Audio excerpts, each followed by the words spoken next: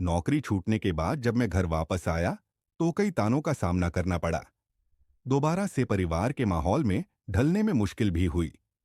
पर सबसे ज्यादा तकलीफ तब हुई जब घर वालों ने मेरे पलंग को ही बेच दिया था। बड़े भैया ने मुझे कुछ पैसे दिए कि मैं एक नई खाट ले आऊं, मगर जितने पैसे थे उसमें एक पुरानी खाट भी नहीं आ सकती थी। दुकान पर पूछने गया तो वहां भी उतने में कुछ नहीं मिला। पर दुकान के बगल वाले घर से एक आदमी जो लगातार मुझे देखे जा रहा था बाहर निकला और बोला कि मेरे यहाँ एक पुराना खाट पड़ा है, सस्ते में दे दूंगा। उसने खाट दिखाया तो वह एकदम सही हालत में था, कुछ नया जैसा ही था। पर उस आदमी ने ज्यादा पैसे नहीं मांगे।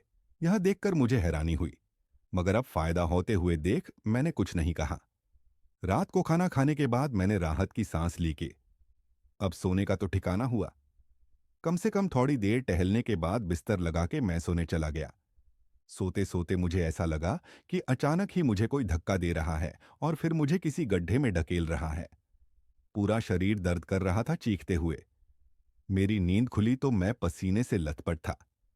मुझे लगा कि कोई बुरा सपना होगा तो मैं दोबारा सोने लगा, लेकिन खाट पर लेटते ही मुझे ऐसा लगा कि कोई मेरे कंधों को जकड़े हुआ है और मेरे पैरों को किसी ने पकड़ लिया है। दोबारा से मेरा पूरा शरीर दर्द करने लगा। मैं चाहकर भी उठ नहीं पा रहा था।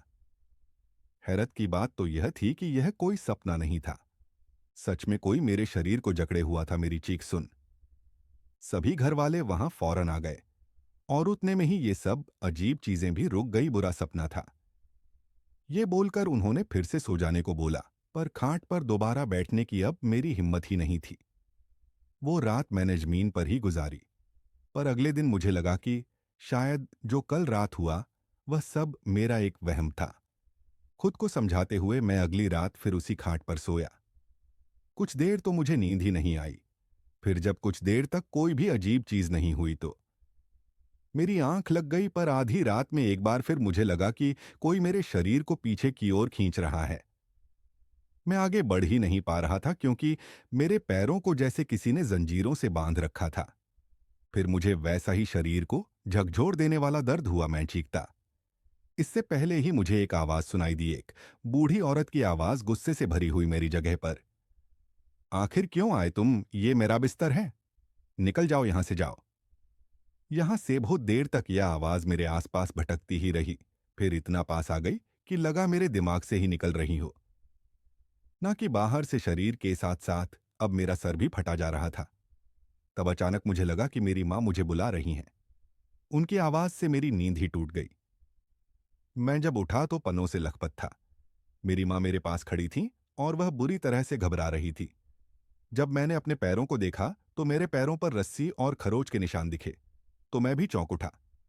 मैं समझ गया कि जो मैं महसूस कर रहा था वह कोई सपना नहीं था।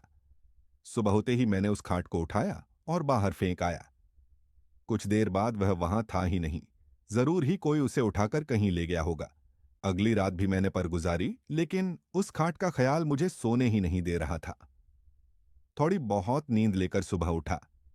दोस्तों, 2015 में इंडिया में एक ऐसा केस भर आया जिसमें स्टार प्लस के हेड पीटर और उनकी वाइफ इंद्रनी को कर लिया गया अरेस्ट। पुलिस के अकॉर्डिंग इंद्रनी और पीटर ने मिलकर इंद्रनी की बहन शीना बोरा का मर्डर किया था। लेकिन जैसे जैसे ये केस आगे बढ़ा, एक के बाद एक ऐसे राज खुले जिन्होंने पूरे इंडिया को चौंका कर रख दिया। कौन थी शीना बोरा और क्या हुआ उसके साथ, जानने के लिए देखिए शीना बोरा मर्डर केस स्टोरी सिर्फ हमारे crime channel the crime show पर, लिंक डिस्क्रिप्शन और पिंट कमेंट में। तो उस खाट के साथ एक आदमी भी घर के बाहर मिला जो कि गुस्से में भरा पड़ा था कि आखिर क्यों मैंने इतना खतरनाक खाट यूं ही खुले में बाहर छड़ दिया था। झटके, दर्द और बुरे सपने क्या कुछ नहीं देता था यह खाट? यह सब बोलकर वह खाट वहीं छोड़ गया। मुझे इतना तो समझ आ गया था कि मैं पागल नहीं हूं और इस खाट में वाकई कुछ दिक्कत है। मैं उस खाट को अंदर ले गया और दोबारा उस रात उस पर सोने का सोचा ताकि पता कर सकूं कि आखिर वह आवाज किस बुजुर्ग औरत की थी। लेकिन यह मेरी जिंदगी की सबसे बड़ी गेग थी। इस बार ना शरीर में दर्द हुआ और ना ही झटके लगे और जल्द ही नींद भी आ गई। पर थोड़ी ही देर में उस औरत की आवाज फिर आई। चिल्लाते हुए उसने बोला, फिर आ गए। आखिर क्यों मुझे चैन से सोने नहीं देते? यह मेरे सोने की जगह है, जाओ यहां से। यह कहते ही फिर मेरे शरीर में बेहद खतरनाक दर्द उठने लगा।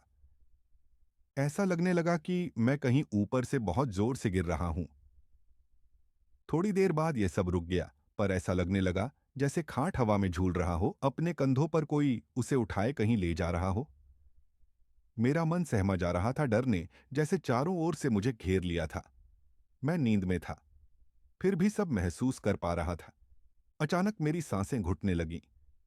मैंने सर दोबारा नीचे करके देखा तो खाट के चारों ओर आग लगी थी। मैंने चिल्लाने की कोशिश की, मगर गले से आवाज ही नहीं निकल रही थी। लेकिन उसके कुछ ही पल बाद मेरे हाथ और पैर अचानक आजाद हो गए। मैं तुरंत उठकर बैठा, लेकिन मैंने जो देखा उससे मेरे रोंगटे खड़े हो गए। एक डरावनी सी बूढ़ी औरत मेरे ठीक सामने बैठी थी।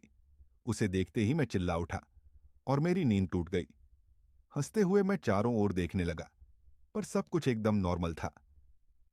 बस मेरे पूरे शरीर पर घाव थे। मैं समझ चुका था कि किसी बूढ़ी औरत के सोने की जगह थी, जो शायद अब इस दुनिया में नहीं है, लेकिन फिर भी उसे यहीं सोना पसंद है। अगली सुबह मैं वह खाट दोबारा उस आदमी को दे आया जिससे इसे खरीदा था। उसे इन सब चीजों के बारे में बताया तो यह मालूम हुआ कि उसकी मां ने कुछ ही दिन पहले इस खाट पर दम तोड़ा था। उसके बाद से वह खाट उसने अपने ने कमरे में ही खाली पड़े रहने दी, ताकि उसकी मां अब चैन से सो सके। खैर, जो भी हो, मैं उस पुरानी घाट के भयानक एक्सपीरियंस को कभी नहीं भूल पाऊंगा। दोस्तों, इस पुरानी खाट की कहानी के बाद एंजॉय करिए। एक थ्रिलिंग क्राइम स्टोरी हमारे नए crime channel the crime show पर हम लाए हैं। एक रोंगटे खड़े कर देने वाली मर्डर मिस्ट्री शीना बोरा मर्डर केस इंडिया का आज तक का सबसे ट्विस्टेड मर्डर केसेस कहानी को देखने के लिए एंड स्क्रीन पर क्लिक करें, या इस वीडियो के पिन कमेंट में क्लिक करके भी आप वीडियो देख सकती हैं। अगर आपको यह वीडियो अच्छी लगी तो हमारा channel horror night video subscribe करना बिल्कुल मत भूलना।